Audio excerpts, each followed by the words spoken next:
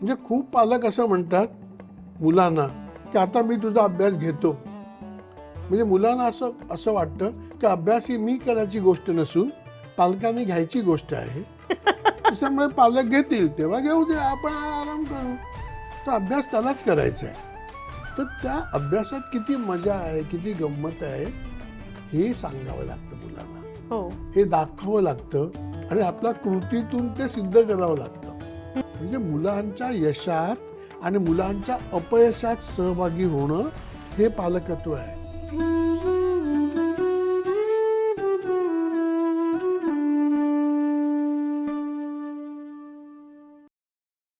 नमस्कार.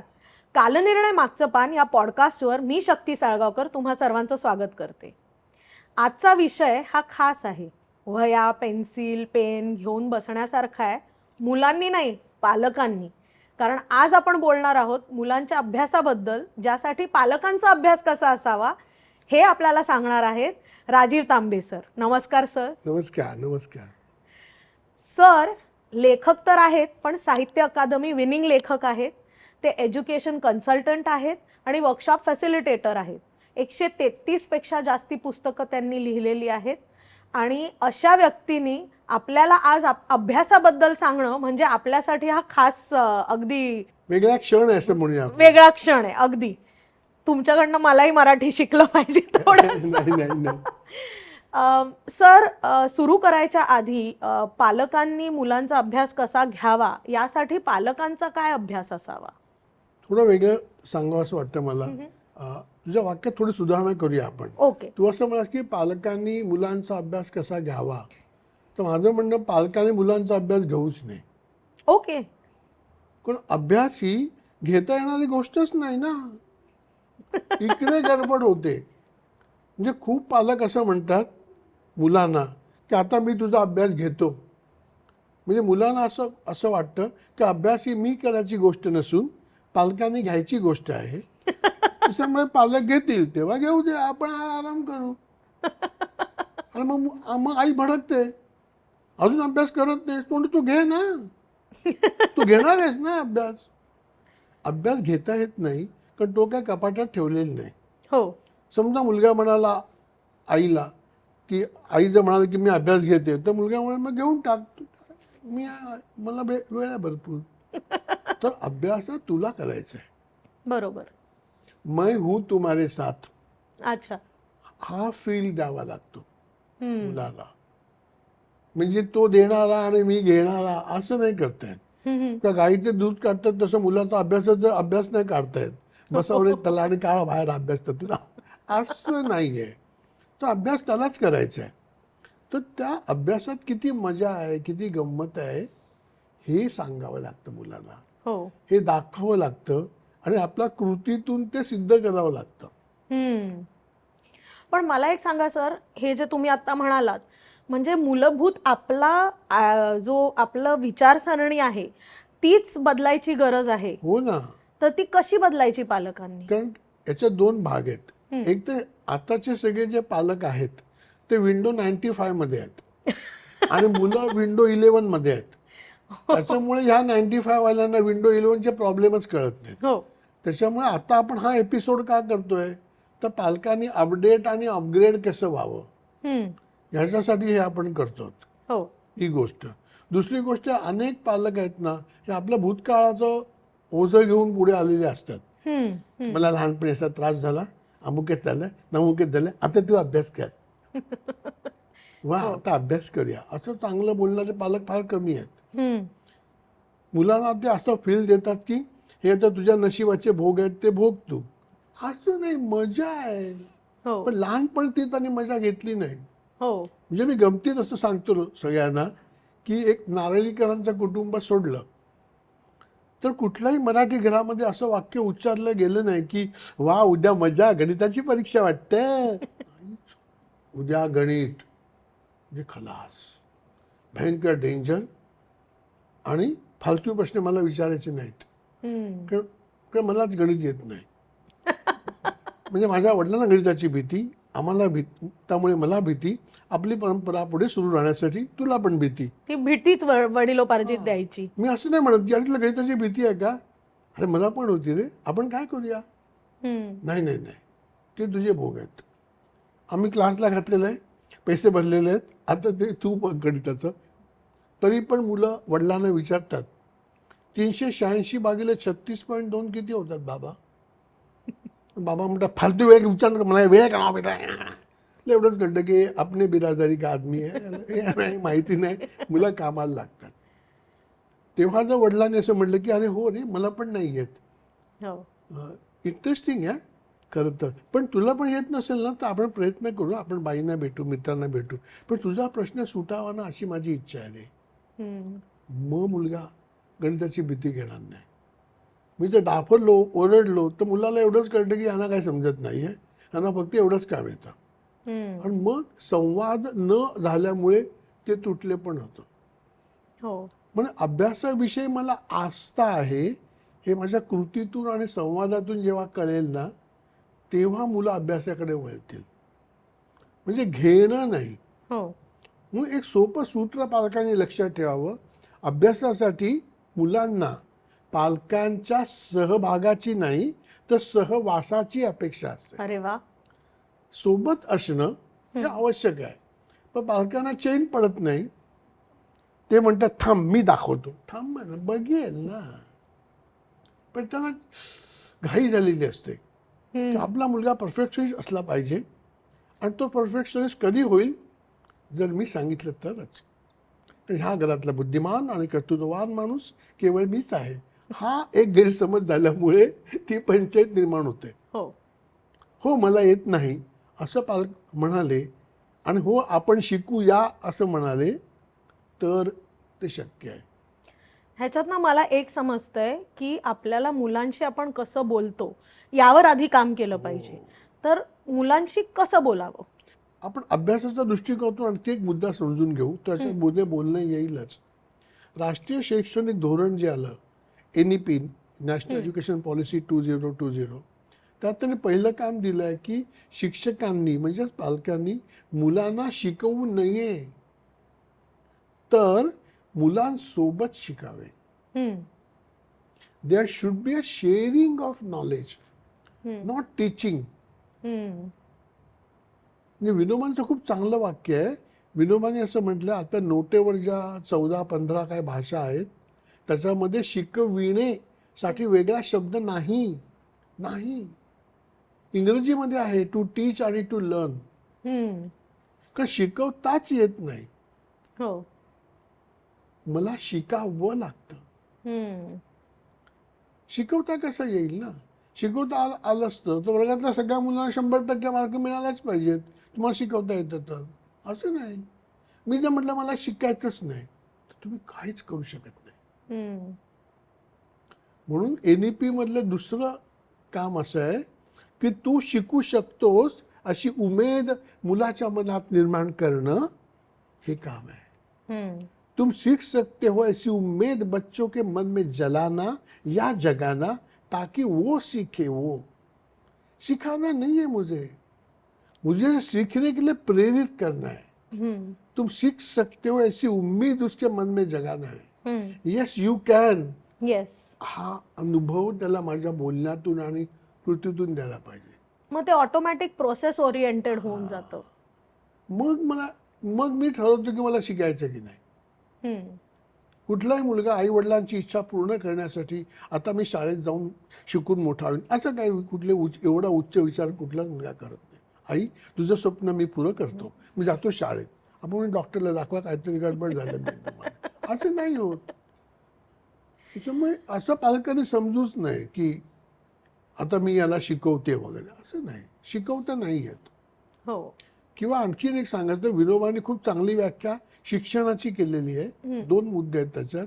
एक त्यांचं असं म्हणणं आहे की जे शिक्षणाची व्याख्या जे देता येत नाही ते शिक्षण. शिक्षण देता येत नाही.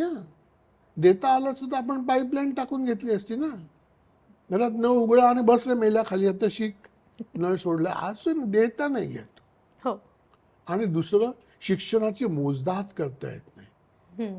म्हणजे परीक्षा वगैरे घेतली तरी सुद्धा ती काय मोजदाद नाही. परीक्षेचा मुद्दा आपण घेऊच पुढे. मोजदाद याचा अर्थ की हे डॉक्टर आहेत आणि हे शेतकरी आहेत. याच्यात हुशार कोण, हम्म. असं नाही सांगता येत ना. बरोबर. म्हणजे माझं काय सर्टिफिकेट आहे, सर्टिफिकेट हुशारी नाही कळत.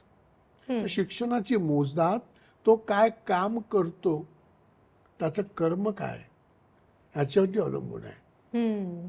तो काय शिकलाय, कुठलं सर्टिफिकेट आहे, गोल्ड मेडलिस्ट आहे की नाही, याच्याशी आमचा काही संबंध नाही. हो. त्याचं कार्य काय. हम्म. तो डॉक्टर आहे पण टिंब काम करत असेल तर तो शिकला असं म्हणता येणार नाही. त्यामुळे शिक्षण हे कर्माशी निगडित आहे. त्याचं काय कर्म आहे, याच्यावर तो काय शिकलाय हे आपल्याला कळतं. म्हणजे तसं- what you do with it. हा, त्याच्यावर शिक्षण कळतं, सर्टिफिकेटवर नाही. बघा ना, माझ्या सर्टिफिकेट मी हुशार आहे, नाही नाही, ते बाजूला ठेवू. आता आपण तुम्ही काय काम करता सांगा. तुम्ही हे छान सांगितलं, पण आजकाल काय झालंय की मुलं शाळा आणि क्लासेस या चक्रात पूर्णपणे अडकलेली आहेत. कारण अगदी लहानातल्या लहान मुलांना सुद्धा फ्रेंचचा क्लास लाव, हा क्लास लाव, तो क्लास लाव, त्याच्याकडे सर्टिफिकेट. आता तुम्ही म्हणालात त्याच्यावरनं मला हा प्रश्न आणि सुचला. मुलांचा पोर्टफोलिओ. हो हो. तर हे जे आहे ते बालसंगोपनाच्या दृष्टीने किती धोक्याचं आहे की चांगलं आहे. म्हणजे तो तुमच्या खरं प्रश्नाचं त्याचं उत्तर आहे की हे अतिवच धोक्याचं आहे. ऍक्च्युली मुलाला विचारलं जातं का की तुला जायचं आहे का. हो. आता ह्याच्यात दोन प्रवाह आहेत. पहिल्यांदा एक मुलगा हट्ट करतो हो. की मला गिटार शिकायचं आहे. हम्म. का, कारण तो माझा मित्र शिकणार आहे. मग घरामध्ये तगमग होते, गिटार कशाला पाहिजे, अमुक शिकता तू. कारण वडिलांना लहानपणी तबल्याच्या क्लासला जायचं होतं, हम्म. पण त्यांची परिस्थिती नव्हती. मग ते क्लार्क झाले आणि आयुष्यभर त्या टेबलवरती दुपारच्या वेळी तबला वाजवत बसले, टडम टडम, म्हणे मला जायचं होतं क्लास. मग त्यांना मुलगा झाला होता 20 वर्षांनी 10 वर्षांनी. तू तबला शिक. नाही नाही, मला गिटार वाजवायचं. नाही नाही. तरी बंडखोरी करून तो मुलगा गिटारला गेलाच. आणि त्याला 2 महिन्यांनी साक्षात्कार झाला की गिटार नको, पेटी वाजवावी. तो मुलगा म्हणाला की आता मला गिटार नाही शिकायचं, मला पेटी शिकायची आहे. मग आणलेला गिटार का गटारात टाकायचा आहे, एवढा गिटार ना. ओके, सूर मिळायला वेळ लागतो ना. हो. मग वडील काय म्हणतात, नाही नाही, 6 महिन्याची फी भरली आहे, हम्म. पुढचे 4 महिने तुला गेलं पाहिजे फी वसुलीला. हम्म. मग तो मुलगा गिटारच्या क्लासला जाताना भलत्याच क्लासला भरतीकडे जातो आणि प्रॉब्लेम होतो. हो. मी असं म्हटलं पाहिजे की नाही काय, पुन्हा प्रयत्न करू, मग आपण गिटार ठेवूया, पेटीचं पण बघूया आपण. मुलांना अधिकाधिक एक्सपोजर्स दिली ना तर त्यांना कल शोधायला मिळायला वेळ लागतो, सूर वेळ लागतो ना. असं पटकन नाही कळत की आता गिटार संपलं, अंतिम ध्येय हेच, फारच कमी. हम्म. त्याच्यामुळे एक तर तुम्ही मुलाची परवानगी घेऊन त्याला क्लासला पाठवलाय का, मग तो त्याच्यात त्याला रस आहे का, तो इंटरेस्ट घेतोय का. दुसरा प्रॉब्लेम काय झाला, रियालिटी शो. हम्म. मुलगा जराही चांगला ऊ केलं तर अरे हा महाराष्ट्राचा आवाज तर नाही, पाठवा त्याला क्लास. थांबा ना जरा. पण त्यांना घाई झाली आहे, हम्म. कारण त्याच्या आई वडिलांना कुठेतरी जायचं असतं, हो. ते काय जाता येत नाही. मग म्हणजे आपल्या आशा आकांक्षा पूर्ण करण्यासाठी ही मुलं आलेली नाहीत, ती त्यांची स्वप्न घेऊन आली आहेत. आपण त्यांची स्वप्न जाणून घेतली पाहिजेत आणि पूरक भूमिका, तोच मी मगाशी म्हटला तो मुद्दा, सहभाग नाही तर सहवास. हम्म. मी काय मदत करू तुला पुढे जायला, फॅसिलिटेट करणं. हे तुला जमू शकेल, प्रयत्न कर, हे व्हायला पाहिजे ॲक्च्युली. आणि दुसरं, परीक्षेचा तुम्ही जो मगाशी मुद्दा घेतलात, परीक्षा कशासाठी असते.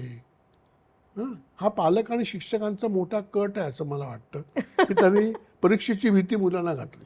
हो. तुला परीक्षेची भीती पालक आणि शिक्षकांना वाटली पाहिजे. ती वाटतेही. शिक्षकांची झोप उडाली पाहिजे की अरे उद्या परीक्षा, माझ्या वर्गातल्या 10 मुलांना नाही आलं तर काय इज्जत गेली आपली. पण असं नाही, ते काय म्हणतात, गाढवा तुला येत नाही, शिकवलं कोणी. BEd DEd कोण आहे, तुम्ही आहे का मी आहे. अध्यापन शास्त्र तुम्ही शिकलात ना. परीक्षा कशासाठी, मला काय येत नाही हे कळावं. मग शिक्षकाचं काम असं आहे की हे मुलाला काय येत नाही हे कळलं आहे तर मला माझी अध्यापनाची गती बदलली पाहिजे, मुलाची शिकण्याची गती समजून घेतली पाहिजे आणि माझ्या अध्यापनात बदल केला पाहिजे, त्यामुळे ह्या मुलाचे मार्क वाढतील. हम्म. पण हे मला करायचं नसल्यामुळे मी असं म्हटलं की तुला येत नाही तुला. हो, मग तुम्ही काय केलं? नाही ते काही नाही आम्ही करणार, वेळच नाही. म्हणजे परीक्षा इज अ डायग्नोसिस सिस्टीम. हम्म. मी डॉक्टरकडे गेलो आणि माझं पोट दुखते म्हणून मी सांगितलं. डॉक्टर म्हणाला तुला काय अक्कल नाही का, पोट कसं काय दुखतं? हो, तेच ते विचारायला आलोय, काय करू? हो. मग डॉक्टर औषध देतो. मग शिक्षक देतात का? शिक्षक त्या मुलाची काळजी घेतात का? त्याचं काय चुकलंय शोधून काढून ते त्याला यावं याच्यासाठी धडपडतात का? ह्यासाठी परीक्षा आहे. हम्म. ते होत नाही. आणि आपण सगळेजण मुलांना घाबरवतो की उद्या परीक्षा आहे, कमी मार्क मिळाले तर बघ. हम्म. असं कसं? काय आहे ते बघू ना, मग पुढे जाऊ ना. डायग्नोसिस सिस्टीम आहे ही. आणि हे किती महत्वाचं आहे, कारण खास करून 9वी 10वी मध्ये जेव्हा अभ्यासाचं आणि परफॉर्मन्सचं प्रेशर येतं तेव्हा अनेक मुलं वेगळ्या मार्गाने जातात. अनफॉर्च्युनेटली अनेक मुलं डिप्रेशनमध्ये जातात. त्यावेळेला जर परीक्षेकडे बघायचा हा जर आपला पॉइंट ऑफ व्ह्यू बदलला तर त्या मुलांसाठी खूप चांगलं होऊ शकतं, ते प्रेशर कमी होऊ शकतं. हे खूप छान सांगितलं हे तुम्ही हे सर. तुम्ही जे आता म्हणता ना की ते डिप्रेशन मुलांना येतं किंवा 9वी 10वी, त्याची दोन कारणं आहेत. एक म्हणजे पालकांच्या मुलांकडनं काहीतरी म्हणजे अवाढव्य अपेक्षा असतात आणि त्या पैशाशी रिलेटेड असतात. हम्म. म्हणजे मी तुला महागातला क्लासला घातलंय, AC क्लास आहे बरं का, हम्म. आणि तुला मागच्या 2 टी-शर्ट घेऊन दिलेत, ह्यावेळी मार्क मिळायला पाहिजेत, म्हणजे मग पॅन्ट पण घेऊन द्या ना, आणखी वाढतील. टी-शर्टचा काय संबंध आहे? पण तुला असं वाटतं एवढे पैसे खर्च केले म्हणजे आता मार्क वाढणं, असं नाही. म्हणजे मुलाची अडचण समजून घेतली का? AC क्लासमध्ये गेला म्हणजे मार्क कसे वाढतील? भरपूर फी भरली. आणि मग पालक खूप विचित्र भाषा वापरतात. 75 ने 85% घेऊनच घरी यायचा. मुलाला कमी पडले तर तू कुठे जाणार? रेल्वे स्टेशनलाच ना. बरोबर. म्हणजे मुलांच्या यशात आणि मुलांच्या अपयशात सहभागी होणं हे पालकत्व आहे. इथे पालक आपण कमी पडतो. जर मुलाला मार्क कमी पडले तर त्या खांद्यावरती हात ठेवून आपण म्हटलं पाहिजे की हरकत नाही यार, मी पण काय मुकद्दर का सिकंदर नाही, मी पण मार खाल्लाय, मी पण चुकलो, तरी पण पुढे आलो, तू पण येऊ शकतो. मैं हूं तुम्हारे साथ. हम्म. तर आपण शोधूया तुला का कमी मार्क पडले. आणि ही काही जीवनातली अंतिम लढाई नाही आहे, आपल्याला खूप पुढे जायचं आहे.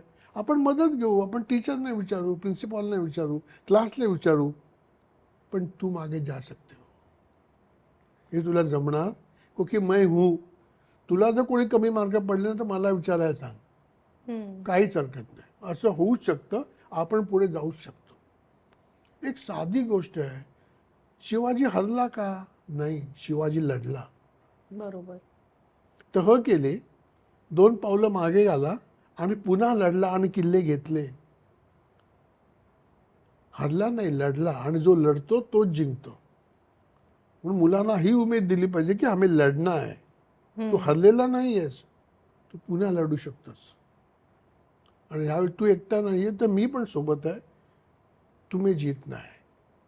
मग कशाला मुलं आत्महत्या करतील, का घाबरतील? हा कॉन्फिडन्स घरच्यांविषयी विश्वास न वाटल्यामुळे झालेला प्रॉब्लेम आहे. हम्म. मी त्याच्या मनामध्ये उमेद निर्माण नाही करू शकलो म्हणून मुलगा बाहेर गेला.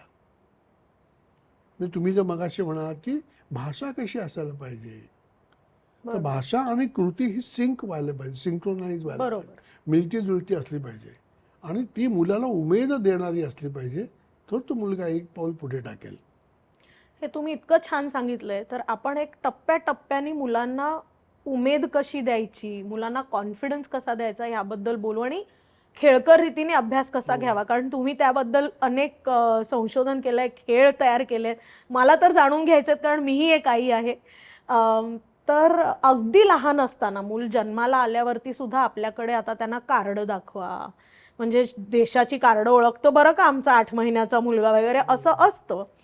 पण त्या वयात सुद्धा काही खेळ आपण खेळू शकतो ज्यामुळे बाळाचं vision, hand I coordination better होऊ शकतं. तर वयवर्षे 1 ते 3 मध्ये मुलांबरोबर कसं खेळावं आणि मुलांशी कसा संवाद साधावा? अगदी एक महिन्याचं किंवा इथून जरी आपण सुरुवात केली 1 वर्ष तरी, तर अगदी मुलगा जेव्हा 2-3 महिन्याचा होतो ना, तर त्याला वेगवेगळ्या प्रकारची गाणी अतिशय मंद स्वरामध्ये आपण ऐकवली पाहिजेत. ट्रस्ट मी, जेव्हा तुम्ही गाणी पुन्हा पुन्हा लावता ना, तर मुलं अंगठ्याने, पायाच्या अंगठ्याने ताल धरतात, तर नाद कळायला लागतो. म्हटलं क्लासिकल ऐकवा. कॉल ऑफ द व्हॅली नावाची खूप चांगली CD आहे. हो त्याच्यामध्ये ब्रिजभूषण काबरा आहे, आपले हरिप्रसाद चौरासिया आहेत, हो त्याच्यामध्ये संतूर आहे. तर ते इन्स्ट्रुमेंटल ऐकलं ना तर मुलांचा कान तयार होतो, खूप त्याचा फायदा होऊ शकतो. त्याच्यानंतर जेव्हा मुलं 1 वर्षाची होतील तर घरामध्ये पुस्तकांचा कचरा पाहिजे, भरपूर बाजूला निघाला पाहिजे. आणि कुठली पुस्तकं, तर मी असं सुचवीन की नॅशनल बुक ट्रस्टची पुस्तकं आणावीत. त्याचे 2 फायदे आहेत. नॅशनल बुक ट्रस्टची जी पुस्तकं आहेत ती स्वस्त आहेत. त्यांची जर 200 रुपयाची आपण मेंबरशिप घेतली मुलाच्या नावाने पहिल्या वाढदिवसाला, तर त्याला आजन्म 20% डिस्काउंट आहे. आजन्म. शक्यतो वडिलांनी आपल्या नावाने न घेता मुलाच्या नावाने घेतली तर ते आणखी एक्सटेंड होईल. आणि नॅशनल बुक ट्रस्टचं आणखी एक वेगळं वैशिष्ट्य आहे की त्यांच्याकडे वेगवेगळ्या प्रकारचे इलस्ट्रेटर्स आहेत. त्याच्यामधलं वेगवेगळ्या प्रकारच्या इलस्ट्रेटर्सच्या, चित्रकारांच्या वेगवेगळ्या शैलीतली चित्र बघायला मिळतात.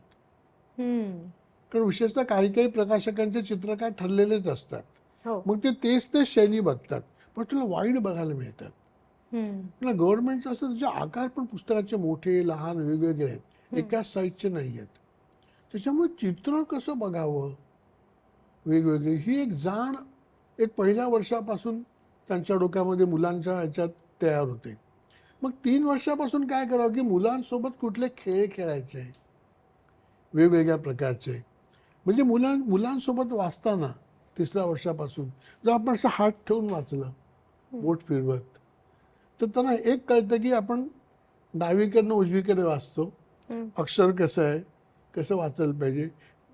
असं 8 दिवस झाल्यानंतर तुम्ही गोष्ट दुसरीच सांगायची, वाचायची, हात वेगळा फिरवतो, मुलं सांगतात नाही नाही नाही काहीतरी गडबड आहे, काल तुम्ही म्हणाल की मगर खॉ ओरडली, आज तू पू कसं काय, हे ते काहीतरी वेगळंच आहे. म्हणजे मुलांना कळायला लागतं की हे काहीतरी वेगळं वाचताय तू. म्हणजे अक्षरांची ओळख व्हायला लागते, पुढे तर शिकणं सुलभ होतं या गोष्टीने. म्हणजे हा वयोगट खास महत्वाचा आहे पुढच्या शिक्षणाचा पाया मजबूत करण्यासाठी. आणि दुसरं त्याच्यामध्ये आहे की साईट रिडिंग म्हणतो आपण त्याला.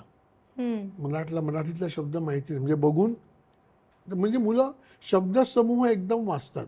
म्हणजे समजा मुलाला आपण जर किटकॅटचं चॉकलेट दिलं आणि म्हटलं हे कॅडबरी आहे, तर तो म्हणतो की नाही नाही नाही हे नाही, ते कॅडबरी म्हणजे ते 2 दुधाचे ग्लास आणि ते असं दिलं, आणि हे किटकॅट म्हणजे ते चिमणीचं घरटं, आणि त्याला ते माहिती आहे, त्याला स्पेलिंग बिलिंग माहिती नाही आहे, कारण तो एकत्रित वाचतोय. मग आपण जर घरामध्ये कार्ड तयार केली मराठी आणि इंग्लिश, खिडकी, विंडो, चेअर, खुर्ची, टेबल, आणि ती त्याप्रमाणे ठेवायची. टेबलचं कार्ड टेबलवर, खुर्चीचं कार्ड खुर्चीवर, असं 8 दिवस तुम्ही केलं मुलासोबत, 3 वर्षाचा मुलगा, आणि 9व्या दिवशी तुम्ही जर खुर्चीचं कार्ड टेबलवर ठेवलं ना, तो की नाही नाही हे काहीतरी वेगळं, हे दुसरीकडे होतं काल. कारण तो टेबल हा शब्द एकत्रित वाचतो. Known to unknown. मग तुम्हाला अच्छा मी कळलं तर हे टेबल आहे, म्हणजे मग पहिलं अक्षर काय असेल, मग टच असणार ना टेबल. हा म्हणजे इंग्लिशमधलं काय असेल, तुम्हाला टीच असणार. अरे हा टी आहे, आता हा टी आणखी कुठे कुठे बरं शोधूया. नॉट नेसेसरी की ए पासून सुरुवात करा, आणि ते तोंडपाठ करायची गरज राहत नाही, तो ओळखायला लागतो. मग बिस्किट आणले ते ह्यातलं कुठलं अक्षर ओळखीचं आहे, ब्रेड घेतला तर ह्यातलं कुठलं अक्षर ओळखीचं आहे, हे विंडोमधला डब्ल्यू कुठे कुठे दिसतो, आणखी आय कुठे कुठे दिसतो. म्हणजे मला तर असं वाटतं की जे दुकानाला पाट्या लावतात ना, ते आमची मुलं शिकावी म्हणूनच लावतात, म्हणजे एवढी मोठी अक्षरं असतात, ते मुलांना एकदम सोपं वाटतं. गणेश पॉवर लॉन्टे, हा तो श आहे, बिलकुल. म्हणजे मी कुठेही शिकतो, कोणाकडूनही शिकतो, हा मेसेज मी कृतीतून जेव्हा द्यायला लागतो ना, तर मुलांना असं वाटतं की जाम मजा आहे शिकण्यात. असं करायला पाहिजे. हा आता घे पुस्तक, हम्म. मुलांना असं वाटतं की फक्त पुस्तकातच शिकणं आहे. मग मुलं डोळे बंद करून चालतात. सगळीकडे शिकायचं मला. हो. जाम मजा आहे शिकण्यामध्ये. हे सगळ्यांचे बोर्ड बीड वाचले पाहिजे, इंटरेस्टिंगच आहेत. मी विशेषतः आपण बातम्या बघताना खालून स्ट्रीप जात असते, हम्म. तर ते पटापट वाचायला शिकवायचे. जेव्हा मुलं वाचायला शिकतात तर मी मुलांना शिकवते पटापट वाचा खालची पट्टी. हम्म. म्हटलं हां चल आपली शर्यत ही पट्टी विवादली पुढचं तू वाच. म्हणजे भरभर वाचायची सवय म्हणजे वाचन गती वाढवण्याचा एक्सरसाइज आहे. हम्म. ब्रेकिंग न्यूज ते त्याला कळो न कळो पण तो वाचायला लागतो फास्ट. म्हणजे माझ्या दृष्टीने खूप चांगलं आहे वाचन गती वाढवायला. हो. ब्रेकिंग न्यूजचा आपल्याला जामच फायदा होतो. म्हणजे टीव्ही बघणं अगदी वाईट तसं ठरत नाही. बातम्या तर आपण बघतोच हो. त्याच्यात काहीच वाईट नाही, पण हो. त्याच्यामध्ये सकारात्मक फायदा कसा करून घेता येईल मुलाचा शिकण्यासाठी असं करता येईल. का हो. रिक्षात बसलो आपण, हम्म. 5 वर्षाचा मुलगा आहे, तर आपण त्याला सांगितलं की शेवटी 2 4 6 8 0 आले तर समा, हम्म. 1 3 5 9 आले तर विषम. मग जाताना बाजूच्या गाड्यांचे नंबर बघायचे. हम्म. मी उजव्या साईडला बसणार, तू डाव्या साईडला. आज तू सम आहे, मी विषम आहे, कोणाच्या गाड्या जास्ती गेल्या. हा. मग मी नंबर बघत राहतो, हे हा समय ही समय माझ्या 5च आल्या. इव्हन तुमच्या किती ऑड आल्या, माझ्या 9 ऑड आल्या. हा. झालं की सम विषम पक्क झालं डोक्यामध्ये. तसंच गणिताचं पुस्तक घेऊन बसायची गरज नाही. बरोबर. म्हणजे हे सगळं जग मला शिकण्यासाठी आणि मजा करण्यासाठी आहे. हा फील त्याला आपण द्यायला शिकलं पाहिजे. बरोबर. हे झालं 5 वर्षापर्यंतचं. हो. आता 5 वर्षानंतर टिपिकली मूल प्राथमिक शाळेत जातं हो. आणि अचानक जे खेळकर रीतीने जो अभ्यास सुरू होता, नर्सरी राईम शिकणं होतं. म्हणजे माझ्या मुलांनी तर पहिलीत गेल्यावर डिक्लेअर केलं की आम्हाला शाळा आवडत नाही. म्हटलं का? तर खेळायलाच देत नाहीत आम्हाला. त्यामुळे अचानक तो एक बदल येतो त्यांच्या अभ्यासक्रमात सुद्धा. तर प्राथमिक शाळेत गेलेल्या वयवर्षे 5 किंवा 6 ते 9 वर्षाच्या मुलाशी कसं बोलावं आणि त्याला कसं शिक्षणात समरस करून घ्यावं. खरं तर हा एक पूर्ण एपिसोडचाच विषय आहे. आपल्याकडे खूप वेळ आहे पॉडकास्ट असल्यामुळे. नाही आपण करू शकू. म्हणजे हो. एवढा एक सेक्टर वयोगटाने पण करू शकू. तुम्हाला जर हा एपिसोड हवा असेल तर खाली कॉमेंट करून आम्हाला नक्की सांगा. मग आपण सरांना पुन्हा त्याच्यासाठी बोलवू. वा, आणि सांगतील असं वाटतंय मला. म्हणजे आता आम्ही एक खेळ तयार केले भाषेचे. म्हणजे आता समजा वातावरण हा शब्द घेतला, हम्म. तर वातावरण या एका शब्दामध्ये सुमारे 11 वेगवेगळे शब्द लपलेत. हम्म. त्याच्यामध्ये वरण आहे, ते वात आहे, त्याच्यामध्ये वर आहे, असे 11 शब्द आहेत. मग मुलांना असं वाटतं की हा हे इंटरेस्टिंग आहे. आणि आम्ही पहिल्यांदा शाळेत सांगितलं की कॉपी करायला परवानगी आहे, एकमेकांशी बोला आणि शब्द शोधा. म्हणजे काय झालं की खरं तर D.Ed.मध्ये याला म्हणतात की विद्यार्थी आंतरक्रियांना चालना देणं. हम्म. की मी तुझ्याकडून शिकायचं, तू माझ्याकडून शिकायचं, आपण दोघांनी चर्चा. मिळून पुढे जायचं आहे. हम्म. हा फील मुलांना द्यायला लागला की मुलं एकमेकांकडून शिकायला लागतात. एकमेकांशी बोलू नका नाही, एकमेकांसोबत शिका. हम्म. हा मग मला इंटरेस्ट आहे. तर असे वेगळे खेळ आपल्याला तयार करायला लागते. म्हणजे आहेतच आपल्याकडे असे. तसे वेगळे खेळ घेतले की मुलांची भीती निघून जाते. दुसरं असं की एखाद्याचा शब्द शिकवायचा असेल तर त्याचा अर्थ शिकवायचा असेल तर मी एक फॉर्म्युला तयार केला आहे की क्रिया, कृती, अनुभव आणि अनुभूती. हम्म. म्हणजे समजा आता मी असं म्हटलं की माझ्या खिशातून पैसे घेऊन चोर पळाला का धावला, कृती एकच आहे. हम्म. मग मुलांना कळत नाही. मग आपण म्हणतो की स्पर्धा कुठली असते, पळायची का धावायची. हम्म. 300 मीटर धावणे का 300 मीटर पळणे. मुलांना धावणे, कारण धावण्याला दिशा आहे, हम्म. पळण्याला नाही. हम्म. चोर असं नाही म्हणत मी याच्या खिशातून पैसे घेऊन एका सरळ रेषेतच धावेन. ती स्पर्धा नाही. तो जीव घेऊन पळेल, जीव घेऊन धावला नाही. हम्म. जीव घेऊन धावतात ते स्पर्धेत. मग ॲक्च्युअली मुलांना पळायचा सराव द्या, मुलांना धावायचा सराव द्या. मग त्याला कळेल की या ठिकाणी कुठलं गेलं शब्द वापरला पाहिजे. योग्य ठिकाणी योग्य शब्द वापरणं म्हणजे भाषा येणं. हम्म. मग तशासाठी त्या शब्दाची पहिल्यांदा क्रिया मग त्याने कृती केली, मग त्याला अनुभव आला, त्याची अनुभूती आली की त्याला कळते की हा धावणे आणि पळणीतला फरक काय, फेकणे आणि भिरकावणे. हो. सचिनने बॉल अडवला, फेकला का भिरकावला? फेकला तर विकेट किपरकडे जाईल, भिरकावला तर अंपायर चक्कर करून खाली पडेल डोक्यात बॉल लागून. तसं नाही, भिरकावण्याला दिशा नाही, फेकण्याला दिशा आहे. मग मुलांना बॉल फेकायला पण द्या आणि भिरकवायला पण द्या, मग त्याच्यातून त्या शब्दाचा अर्थ कळेल. म्हणजे थोडं हँड्स ऑन, थोडं तो मुलगा अनुभव घेईल, अशी आपण जर मजा आणली शिकण्यामध्ये तर मग मुलांना कंटाळा नाही येणार. गणिताचे आपण असे खेळ केले, इतिहासाचे केले, भूगोलाचे केले. भूगोलाकरता तर आम्ही एक वेगळी गंमत घेतली.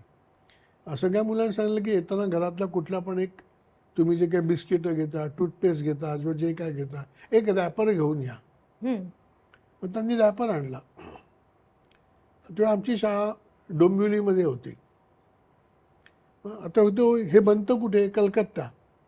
कलकत्त्याहून डोंबिवलीमध्ये आलंच कसं? त्याला नकाशा उघडा. आपल्याला ही बिस्किटं कलकत्त्याची मिळाली कशी? मग विमानाने आली असतील तर कशी आली असतील, रस्त्याने आली तर कशी आली असतील. मोठा नकाशा लावला, इतकी मजा आली मुलांना. तो गुगल मॅप नव्हता, आता तर गुगल मॅपच आहे. मग त्यातून आम्ही नकाशा शिकवायला सुरुवात केली. आधी वस्तू आपल्या घरात येतात कुठून आणि कशा येतात. म्हणून म्हटलं हा भूगोल इंटरेस्टिंग आहे. म्हणजे एकदम जगाचा, एकदम देशाचा नकाशा न देता आम्ही घरापासून सुरुवात केली आणि त्याचं प्रॅक्टिकल ऍप्लिकेशन त्याच्या सुरुवात केली. म्हणजे त्यातली गंमत, मजा आपण मुलांना सांगायला सुरुवात केली तर मुलं लवकर शिकायला लागतात त्यातून. हो.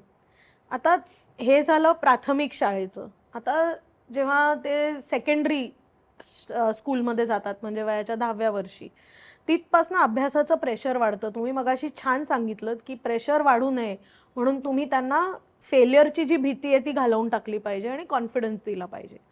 पण अभ्यासाकडे पाहायचा दृष्टिकोन हा पालकांचा आणि मुलांचा सकारात्मक कसा केला पाहिजे, कारण हा एक नाजूक टप्पा असतो.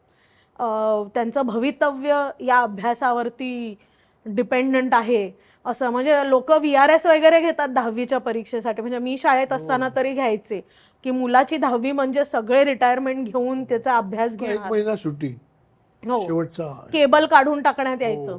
केस बारीक करा, केबल बंद करा, सिनेमा बघायचा नाही, अमुक करायचं नाही. तर खरा एकदम आणीबाणी जाहीर झालेली आहे. सगळ्यांनी सुटकी चेहरा करून बसा, अभ्यास कर. आणि तू मुलाला इच्छाच निघून जाईल तिकडे. आणि काही काही काही पालक तर पूर्ण टिंब असतात. ते असं म्हणतात की ओ सर, माझा मुलगा ना क्रिकेट पण खेळतो आणि अभ्यास पण करतो, तर त्याचं क्रिकेट बंद करू का? म्हणजे असं काय टाकीचे 2 नळ आहेत काय की क्रिकेटचा नळ बंद केला तर अभ्यासाचा नळाला पाणी जास्त येईल? असं नाही आहे. तो क्रिकेट खेळतो म्हणून त्याला वेंट आहे, त्याचा तो आनंद घेतो म्हणून तो अभ्यास चांगला करतोय. आमच्या मुलीचा कथ्थक बंद करू का? 10वीला आहे, बंद कसं करा? तिला मजा येते ना, ती आपणून जाते ना. आणि तुम्ही मगाशी म्हणालात तसं सूर मिळायला जो वेळ लागतो, या वयापर्यंत काही सूर मिळालेले असतात ते त्यांना सोडायला लावू नये. त्याच्यामुळे मला असं वाटतं की मुलाशी बोलून प्रश्न सुटेल. दुसरं कसं होतं की ते प्रेशरच की तुम्ही आता म्हणायचं की 1 महिना सुट्टी, VRS, आणि मग सारखं तो अभ्यासाचं नांगर मागे लावून पुढे बैल आपला मुलगा चाललाय, अभ्यास कर अभ्यास कर अभ्यास कर. असं तुम्ही सुट्टी घेऊन तो कसा अभ्यास करेल ना? मग 1 वर्ष सुट्टी घ्या ना, पहिलाच येईल SSCला, असं कसं होईल? म्हणजे हे काय त्यांच्या डोक्यात जात आहे? तर मला असं वाटतं की मुलाशी आपण बोलतो का, संवाद होतो का, त्याच्या अडचण समजून घेतो का, इथे सगळी गडबड होते. म्हणजे पण मगाच्या आपण चर्चेमध्ये एक मुद्दा आपण असं म्हटलं की पालक असं म्हटलं की मी अभ्यास घेतो. त्याचा दुसरा एक भाग असा असतो की 7 वर्षापर्यंत अनेक पालक मुलगा घरी आला की पहिला प्रश्न विचारतात, आज काय झालं, आज काय शिकवलं, बघू, एवढंच, आणखी काही नाही. म्हणजे मुलगा जर आनंदी शाळेतून घरी आला तर पालकांना सहन नाही होत. एवढे पैसे भरले त्या शाळेला आणि हा आनंदाने कसा आला, आज अभ्यास नाही दिला म्हणजे खलास. म्हणजे आपली मेंटॅलिटी बदलली पाहिजे. याच्यात 2 धोके असे आहेत, ज्या पालक सतत विचारतात आज काय झालं, आज काय झालं. मग ते वह्या बघतात, मग व्हॉट्सअपचे ग्रुप, तो अभ्यास लिहूनच घेतला नसशील, वाटलंच होतं तुझी नेहमीचीच नाटकं, अभ्यास लिहून घ्यायला नको, मामा मामा मामा सगळं होतं. त्या मुलाला एवढंच कळतं, ही सारखं विचारते आज काय झालं, म्हणजे तू काय शिकलास, पण ती काय शिकले सांगतच नाही. त्याच्यामुळे मुलाला असं वाटतं की हिला काही शिकायला नको, दगड आहे एक नंबर, फक्त मला विचारते. मुलं असं बोलत नाहीत कारण मुलं अशक्त असतात आणि पालक सशक्त असतात. बरोबर. आणि मुलं पालकांच्या घरी राहत असतात. आजपासून 20 वर्षांनी तुम्ही पालक अशक्त होणार आहेत, मुलं सशक्त होणार आहेत. आणि तुम्ही मुलांच्या घरात, बाल्कनीत किंवा वृद्धाश्रमात, 3च ऑप्शन आपल्याला आहेत. आत्ताच चांगलं वागलं तर पुढे घरात राहायचे चान्सेस जास्ती आहेत मुलासोबत. पण आपलं शिकणं शेअरिंग नाही करत. 8वी 9वीची मुलं घरी येतात आणि विचारतात ना आज काय झालं, तो मुलगा म्हणतो तुला कळणार नाही का आज अल्जेब्रा होता. मला कळणार नाही, जगात कुठली गोष्ट आहे, तू नीट उत्तर दे. अहो तुला काय माहिती बायनॉमियल थेरम, आमच्या अभ्यासक्रमात नव्हते. मग तेच तर सांगतोय ना. हा आणखीन एक पिढीमधलं अंतर वाढत जातं. मी जे म्हणते की हो आम्हाला नव्हतं, पण तुला काही प्रॉब्लेम नाही ना. म्हणजे तू माझी अडचण विचारण्यासाठी मला विचारत आहेस आज काय झालं, की माझ्यावरती अविश्वास आहे म्हणून विचारत आहे. इकडे ती सगळी मेघ आहे. पण तुम्ही मगाशी इतकं छान म्हणालात की मुलं अशक्त असतात आणि पालक सशक्त असतात. यात मला एक पोट प्रश्न असा पडलेला आहे की अभ्यास करताना आया कधी कधी म्हणजे आम्ही लहान असताना निर्लेप बरोबर फुकट ते उलथणी मिळायची लाकडाची, त्याचं उलथणं म्हणून कधी वापरच झाला नाही. आया सर्रास ते मारायसाठीच वापरायच्या. तर मुलांना मारणं खास करून अभ्यासाच्या अनुषंगाने हे किती धोकादायक आहे? हे आत्यंतिक धोकादायक आहे. कुठल्याही मुलाच्या कानफडात मारल्यानंतर तो असं मनात विचार करत नाही की माझ्या भविष्याची पहाट झाली वाटतं, काय बरं वाटतं आई, अगदी लाल दिसलं डोळ्यासमोर. इतिहासाचा अभ्यास करता ठीक आहे, भूगोला करता तर आम्हाला 2 फटक्यामध्येच काही मी जर असं होऊ का. मार खाल्ल्यानंतर अभ्यास करायची इच्छा कशी निर्माण होईल, सूड घ्यायची इच्छाच निर्माण होईल. इथे प्रॉब्लेम होतो, पालकांना हवत नाही. म्हणजे काही पालक ते इतके निर्लज्ज आहेत, रागवू नका पालकांनी, पण हे खरं बोलतो. मला एका पालकाने सांगितलं की मी आमच्या मुलांना हलकेच मारतो, हलकेच. म्हणजे तुम्ही काय कधी वजने ठेवली आहेत का, 100 ग्रॅम, पाव किलो, अर्धा किलो, 2 अभ्यास नाही मारणे 100 ग्रॅम, अर्धा किलो, वरचं मोजणार कसं, हलकेच. आणि काही पालक म्हणजे टिंबची कमाल, ते म्हणतात आम्ही मुलांना प्रेमाने मारतो. किती विरुद्धार्थी शब्द बघा. मी म्हटलं मी ह्या मताशी पूर्ण सहमत आहे, फक्त ते प्रेम तुमच्या आई वडिलांपासून सुरू करा. मी खूप दिवसांनी आई भेटली, महाराज एक थोबाडी टाप, प्रेमाने. बाहेर बोर्ड लावायचा, आमच्याकडे येणाऱ्या पाहुण्यांचं आम्ही प्रेमाने स्वागत करतो. कोणी इथे तुमच्याकडे बघू ना, आले पाहुणे 2 कानफड, प्रेम. म्हटलं असं सगळ्यांना होऊन दे. मग नवरा बायकोने हातात काठ्या घेऊन एकमेकांवर प्रेम करा, जो जिवंत राहील त्यांनी मुलांवर करा. मुलांपासून सुरुवात नको प्रेमाने मारायला, वरतून सुरुवात करा, मग बघू पुढे काय होतं. कसं होऊ शकतं. म्हणजे मारणं नाहीच, प्रेमाची अत्युच्च पातळी ही शासन करणं नाही तर क्षमा करणं आहे, माफ करणं आहे. आपण ज्यांच्यावर प्रेम करतो त्यांना आपण शासन नाही करू शकत. मी असं म्हणू शकत नाही माझं तुझं खूप प्रेम आहे, प्लीज गळा आवडतो, प्लीज प्रेमात नाही, मरेल. बरोबर. कसं डोक्यामध्ये येतात या गोष्टी. आणि ती बाई सांगते मी प्रेमाने, खुलेआम उभं राहून आम्ही मुलांना प्रेमाने मारतो कारण मुली नंतर विसरतात. म्हणजे आणखी मोठा प्रॉब्लेम आहे. म्हणजे विसरल्यासारखं दाखवतात. 20 वर्ष थांबा ना, चक्रवाढ व्याजाने सगळं परत येईल तुमच्याकडे. कुठला मुलगा असं विसरेल. आत्ता पण तू सांगितलंस ते निर्लेपची गोष्ट, आपण विसरत नाही मार खाल्लेला. आपण आपलं मन मोठं असल्यामुळे आपण आई वडिलांना माफ करतो की जाऊन दे आणि 5च मोडले, ठीक आहे आता मी नाही मोडणार किमान. पण म्हणजे मी तर बेमुदतच मार खाल्लेला आहे. माझ्या तर म्हणजे शाळेमध्ये आनंदाने गेल्याचं आणि सुखासमाधानाने घरी आल्याचं माझ्या आयुष्यात एक पण क्षण नाही. तर तुकाराम महाराजांनी म्हटलं ना की लहानपण देगा देवा, मी अजिबात सहमत नाही. पुन्हा मार खायला मला अजिबात नको बाबा ते लहानपण. म्हणजे माझ्या शाळेच्या जीवनातील सगळ्यात आनंदाचा क्षण म्हणजे शाळेतून घरी येण्याची वेळ. तर तेव्हा मला कोणीच त्रास द्यायचं नाही. आणि तेव्हा मी जवळजवळ रोज शाळेतून घरी येताना 300 रुपयाची खरेदी करायचो रोज, मनातल्या मनात. कारण तेव्हा 300 रुपयाला फार किंमत हो, होती. म्हणून तर मी आमच्या इथे राज फॅब्रिक्स नावाचं दुकान होतं. दुकानासमोर उभा राहायचो. टी शर्ट 200 रुपये घेतला, त्याला 100 रुपये शिल्लक आहे. पणशीकर स्वीट मार्ट, काजू कतली खाऊन टाकली. घरी जाऊन बोलणी खायचीच आहेत. काजू कतली खायला काय हरकत आहे बाहेरच्या उभं राहून. चला आज काय मोहन थाळ. आई म्हटलं घरी यायला उशीर का होतो. म्हटलं ते सांगूच शकत नाही. तोच एक आनंदाचा क्षण. आणि घरी जाऊन पुन्हा बोलणी खायचीच आहेत. अभ्यासच केला नाही, अमकत नाही, तमुकच नाही. बिलकुल हमे बदलला आहे. मारणं नाही, मारून कदापिच मुलांमध्ये सुधारणा होत नाही. याच्याकरता उपाय असा आहे, तुम्हाला जर राग आला असेल ना तर मुलाला सांगा की मला प्रचंड राग आलाय, तू हे केलेलं मला आवडलं नाही, तुला मला मारावं असं वाटत आहे पण मी मारत नाहीये. तर मला असं सांग की मी काय मदत करू. मग मुलं बदलतात. मग मुलं बदलतात. तुमच्या प्रेमाची त्यांना पक्की खात्री व्हावी लागते की येस हे दहशतवादी नाही आहेत. शेवटी तो दहशतवादच आहे. तुमच्या मुलांनी तुम्हाला घाबरणं यासारखी वाईट गोष्ट नाही. मित्र असलं पाहिजे. त्याच्यामुळे आपण आपला राग आला हे स्पष्टपणे सांगणं की मला सहन होत नाही, मला थांबू दे, मला आवडलं नाहीये, पण मला कळलंय की तू चुकलास. तुला कळलंय का तू चुकलास, ठीक आहे, तू अजून बदलू शकतोस. आपण अजून प्रयत्न करू बिकॉज आय लव्ह यू, की माझं तुझ्यावरती प्रेम आहे हे सांगावं लागतं.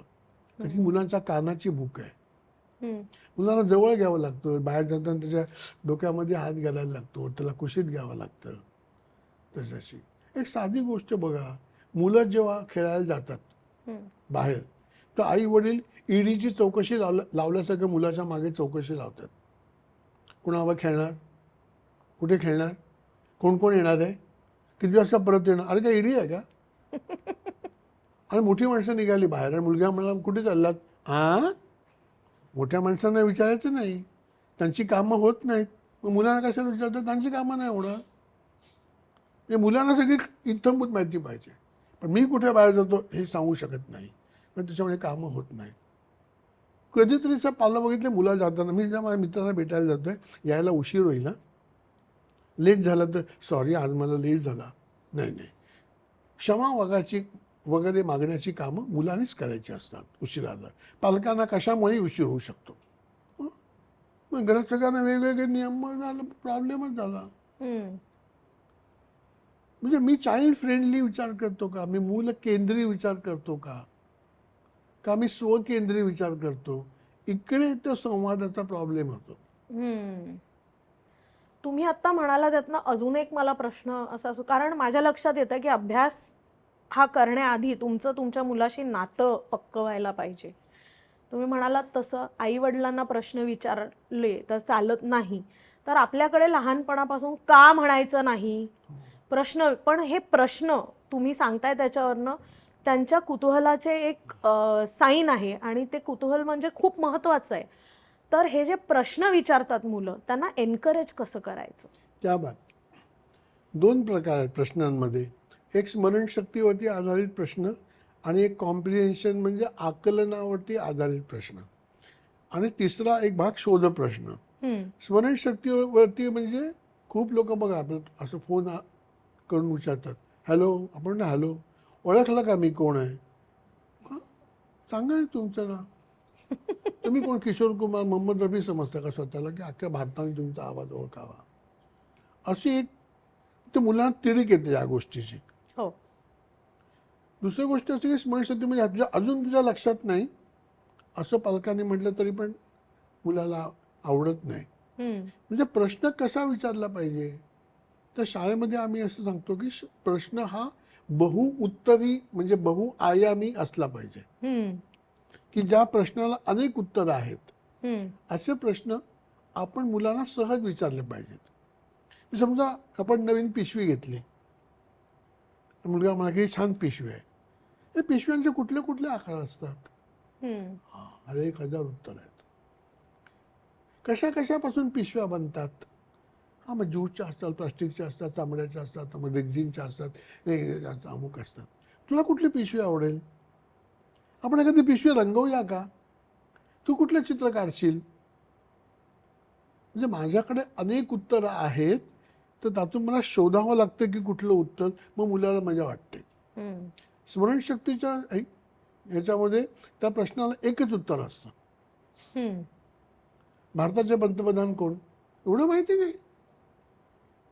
त्याच्यापेक्षा थोडा प्रश्न वेगळा करता येईल का? म्हणजे भारताच्या मंत्रिमंडळापैकी एखादा मंत्री सांगू शकशील का? मग अमुक करता येतं. तर हळूहळू विश्वास वाढवत आपण त्या पंतप्रधानांकडे घेऊन जाऊ ना. पण ते माहिती नाही म्हणजे संपलंच असं नाही होता कामा. दुसरा भाग असा आहे की काही प्रश्नांची उत्तरं आपल्या मुलांसोबत शोधायला सुरुवात केली पाहिजे. म्हणजे मी तुम्हाला पालकांना गृहपाठच देऊन ठेवतो. तुम्ही ज्या गावात शहरात राहत असाल ना, आणि ज्या रस्त्यावरती किंवा ज्या बाजूला तुम्ही गेला नाहीत, एक विनंती आहे, एखाद्या दिवशी तुमच्या मुलीला घेऊन तिकडे जा आणि म्हणा की ह्या रस्त्याला मी आलोच नाही अजून, शोधूया बरं हा रस्ता कुठे जातो. अरे वा, इथे बँक काय वाटतं, मला आजच कळलं. अच्छा, इथे पुढे विहीर होती पूर्वी, आता ती गेली वाटतं, इथे नवीन बिल्डिंग आल्या. मी ना रस्त्यावरती पण शिकू इच्छितो, रस्त्यावरती पण शोधू इच्छितो, आणि हे सगळं मी तुझ्याशी शेअर करू इच्छितो. मग मुलगा म्हणतो की येस, मी पण शोधेन. मगाशी मी जो मुद्दा म्हटला ना की आई विचारते की आज काय झालं, जेव्हा आई सांगेल की अरे आज मी हे शिकले, मला परवा हे कळलं, मग मला असं कळलं की तू पण शिकतेस, तर मी माझं शिकणं तुला सांगितलं पाहिजे. खूप वेळा मी बघितलं की मी ज्या कुठल्या बाईंना भेटलो आणि त्या म्हणा की मी म्हणतो माझा नंबर घ्या, तर त्या म्हणतात मला नाही नंबर सेव्ह करता येत बाई, पिंकी काकांचा नंबर सेव्ह कर. मला की नाही सर, फोन घेता येतो आणि बंद करता येतो. पिंकीला एवढंच कळतं, आपल्या आईला काढीची अक्कल नाही. 10,000चा फोन घेतला, नंबर सेव्ह नाही करता येत. आणि मला विचारतं अभ्यास झाला का नाही, नंबर सेव्ह कर पहिल्यांदा. मी त्या बाईने म्हटलं तुम्ही शिकून घ्या ना मुलीकडून. नको बाई. का? म्हणजे आपली वृत्तीच आपण बदलली. म्हणजे लोकमतला बातमी आली का की फोन सेव्ह करताना बाईचा जळून मृत्यू, काय घाबरायचं कारण? शिक का ना. नाही बाई, मी नाही बाई शिकवलं. काय झालं, काय काय शॉक बिक नाही मुलीकडून, म्हणजे मी कोणाकडून शिकणारच नाही. मग अशांची मुलं फटकून वागतात. एक साधी बघा, कोरोनामध्ये सगळ्या मुलांना मोबाईल घ्यावे लागले. शाळेचा मुलांनी वडिलांकडे मोबाईल मागितला. असा कुठला भाग्यवान मुलगा आहे की ज्याचे वडील म्हणाले मोबाईल हवा आहे का तुला? वा, काय कॉन्फिगरेशनचा पाहिजे, 4GB का 6GB? माझा 4GB आहे, तू 6GB घे, कारण तुला खूप कामं असतील नाही का, आणि PDF वगैरे. मोबाईल? वा, 7वीत? आमच्या काळात वाड्यामध्ये एकच, काय करायचं, तुमच्या वाड्यात एक फोन होता त्याला. एवढा महागडा? माझ्यापेक्षा म्हणजे घराचा EMI मी भरतोय, तर माझ्यापेक्षा तुला महागातलं पाहिजे. किती पालकांना आपल्या फोनचं कॉन्फिगरेशन माहिती आहे, त्यांना फक्त किंमत माहिती आहे. 11चा घेतला, पुढच्या वेळी 15चा घ्यायचा, ही किंमत झाली. किती GB रॅम आहे ते कोण बघतंय रॅम? ही मुलांना माहिती आहे. फेसबुक कसे बघावे असं क्लास नाही आहे कुठे. मुलं शिकली, PDF कशी करावी शिकली. त्यांचे बाबा शिकले का? ते फक्त व्हॉट्सअपला चुना लावत बसतात, फॉरवर्ड करत, इकडून तिकडे कचरा. म्हणजे मी मुलाकडून शिकायचंच नाही असं ठरवलं ना, म्हणून अंतर निर्माण झालं. मी जे म्हणले काय इंटरेस्टिंग आहे, मला दाखव बरं कशी केली PDF, आणि कशी सेंड करतात. मैं किसी से भी सीखना चाहता हूँ. मी कुणाही कडून शिकायला तयार आहे. हा अनुभव आपल्या कृतीतून जेव्हा आपण मुलांना देऊ ना, तेव्हा मुलांची शिकण्याची गती वाढेल. आणि खरं म्हणजे मुलांचा अभ्यास ह्याचं डोक्यावर टेन्शन घेण्यापेक्षा आपण सेल्फ इम्प्रूव्हमेंटवर भर देण्याची गरज आहे. खरं बोलायला खूप आहे, पण आपल्याकडे वेळेची आता पॉडकास्ट म्हटलं तरी लोक आपल्याला, त्यामुळे तुम्हाला पुन्हा आपण बोलवणारच आहोत, कॉमेंटमध्ये सगळे सांगणारच आहेत आपल्याला. मी तुम्हाला आता पटपट काही प्रश्न विचारणार आहे आणि त्याची तुम्ही पटपट उत्तरं द्यायची आहेत. ऑनलाईन अभ्यास की self study? Of course self study. अभ्यासासाठी ठराविक वेळ की कधीही? सतत. म्हणजे अभ्यास हा पुस्तकात नाहीच आहे, हे एकदा डोक्यातून आपण काढलं पाहिजे की तो पुस्तकात नाही. मी मुलांना असं विचारतो की शास्त्रज्ञाचं नाव सांगा, तर मुलं न्यूटन बिटन वगैरे सांगतं. तुम्ही सांगतो की तुम्ही स्वतःचं नाव का नाही सांगितलं? शास्त्रज्ञ नाही का? नाही. म्हटलं मी सोपी व्याख्या केली आहे. जे लोक संत्र खातात ते शास्त्रज्ञ असतात. ते कसं काय? तुम्ही संत्र्याची पोट तोंडात घातल्यानंतर बी चावून चावून खाता का? नाही. काय करता? थुकता की नाही बाहेर? कोणी शिकवलं? यूट्यूबला व्हिडिओ आहेत का? संतरा खाने के 5 तरीके. तो संतरे के फोड़ मुंह में डालते हैं तो जूस को 30 डिग्री में घुमा के 40 डिग्री में जीभ को लागू, बीज को सेंटर में लगे 30 डिग्री स्पीड से उसे बाहर फेंक दो. कोई देख रहे तो सॉरी बोलो, नहीं तो करके निकल जाओ. आईने शिकवलं का? बघ माझ्या तोंडात नाही, सगळा रस साडीची वाट लागेल. प्रत्येक वेळी फोड घातल्यानंतर आपण नवीनच शोध लावतो की आता बी कुठे आहे, की कशी मजा आणायची आहे आणि टूक करायची आहे. म्हणजे आपण शास्त्रज्ञ आहोत. अगदी. तर उद्या कोणी शास्त्रज्ञाची नावं विचारली तर असं सांगायचं की मी आणि न्यूटन वगैरे बाकीची मंडळी आपण आहोत. आणि गणित चांगलं कोणाचं आहे? कोणी हातवरती करत नाही. म्हणजे जे रस्ता क्रॉस करतात त्यांचं गणित चांगलं आहे. रस्ता क्रॉसवर उभे राहिलात आणि जर असा विचार केलात की समोरून येणारा ट्रक हा 60च्या वेगाने येत आहे, मागून येणारी स्कूटर 40च्या वेगाने आणि ही सायकल 30, ह्यांचा सरासरी वेगेचा अंदाज घेऊन त्याचा जर मध्यबिंदू काढलात, आयुष्यभर इथेच उभे. आपण काय करतो? टिक टुक टुक 5 मेला. गणित कच्चं वरती जाणार, चांगला असेल रस्ता क्रॉस करा. Simple idea. त्याच्यामुळे गणित चांगलं आहे का? हो, मी रस्ता क्रॉस करतो. ठणकून सांगायचं, बिनधास्त. आणि जिवंत आहे ना, त्यामुळे टेन्शन लिहिणे काहीच नाही. असं कधी समजायचं माझं गणित खराब आहे, मग इथंच उभं राहायचं, हिशोब करा. 60 70 75 40 मेला, आयुष्यभर इकडेच. काहीच नाही. म्हणजे मुलांच्या मनात ती भीतीच काढली पाहिजे. हो, खरं तर त्यासाठी आधी पालकांच्या मनातली भीतीही गेली पाहिजे. अभ्यासासाठी मोबाईल हा अडथळा की एक नवीन सोय? म्हणजे तुम्ही कसा वापरणार ह्याच्यावरती आहे. चांगला पण आपण मोबाईल चांगल्या प्रकारे कसा वापरावा हे शिकवलं तर खूपच चांगलं आहे. रोज थोडासा अभ्यास की एकदम भरपूर अभ्यास? रोज थोडा थोडा अभ्यास. रोजचा अभ्यास की कधीतरी केलेला अभ्यास? अभ्यास सतत चालूच असावा असं वाटतं मला. चुकांनंतर शिक्षा की समजावणं, काय योग्य? शिक्षा तर नाहीच, पालकांनाच शिक्षा करायची पाळी आली आहे आता. थँक्यू सर, तुम्ही वेळात वेळ काढून खास पुण्याहून आमच्या स्टुडिओमध्ये आलात, त्याबद्दल खरंच तुमचे खूप आभार. तुम्हाला एक छोटीशी भेटवस्तू द्यायची. आपले गिफ्टिंग पार्टनर आहेत लालबागचे जय महाराष्ट्र मसाले. 75 वर्षांची घरगुती मसाल्यांची परंपरा. हो, थँक्यू. वेलकम. जरा चव आली असं म्हणायला हरकत नाही. म्हणजे आणि तुम्ही कालनिर्णयचे लेखक तर आहातच, तर तुम्हाला कालनिर्णयतर्फे सुद्धा एक छोटीशी भेट. थँक्यू. मी हे ठेवते. मी तुम्हाला छोटीशी गिफ्ट देऊ शकतो का? Yes please. हे इंग्रजी माध्यमातल्या मुलांना मराठी कसं शिकवावं, अरे असं वा. आता आमचं नवीन पुस्तक आलंय. हो, तर हे नक्कीच तुम्हाला. मी तुम्हाला एक कन्फेशन सांगू का? हो. आजचा एपिसोड हा स्वार्थी एपिसोड आहे. मी जुळ्या मुलांची आई आहे, त्यामुळे मला ह्याची खूप गरज आहे. Thank you so much. आणि मला तर असं वाटतं प्रेक्षकांमध्ये पण असे असतील. हो, त्यांनी जर आमच्याशी नितीन प्रकाशन असे जर कॉन्टॅक्ट केला पुण्याच्या, Sure. तर ते त्यांना देऊ शकतील. नक्की. आणि जास्ती घेतली तर सवलत पण देऊ शकू. ग्रेट. अशा छान छान गप्पा, विविध विषयांवरती होणारी चर्चा पाहायची असेल तर कालनिर्णयच्या यूट्यूब चॅनलला सबस्क्राईब करायला विसरू नका. आजचा एपिसोड कसा वाटला कॉमेंट्समध्ये नक्की सांगा आणि आवडला असेल तर शेअर करायला विसरू नका. पुढच्या एपिसोडमध्ये लवकरच भेट होईल. तोपर्यंत नमस्कार.